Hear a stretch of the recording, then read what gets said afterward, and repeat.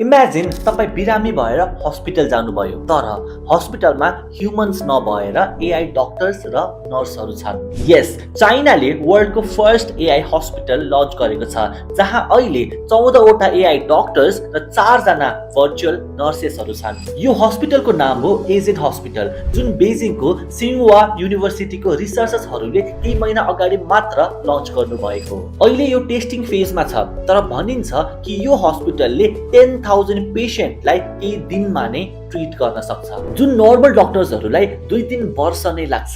कन्सल्टेसनदेखि डायग्नोसिससम्म र ट्रिटमेन्टदेखि फलोअपसम्म सबै फेसिलिटिजहरू डेभलप हुँदैछ यो हस्पिटलमा। अझ युएस मेडिकल लाइसेन्स एक्जामले यो हस्पिटललाई 93.06% एक्युरेसी रेट दिएको छ, यानि कि ट्रिटमेन्ट चाहिँ राम्रै गर्न सक्छ। अब मुभिज र रियल लाइफमा एआई र रोबोटहरू कहिले काहीँ फेल भएको त देखेकै छौँ, तर हस्पिटलमा यो एआई डक्टर्सहरू फेल भयो भने के गर्ने? के तपाईँ एआई डक्टर्सहरूबाट आफ्नो ट्रिटमेन्ट गराउन प्रिफर गर्नुहुन्छ?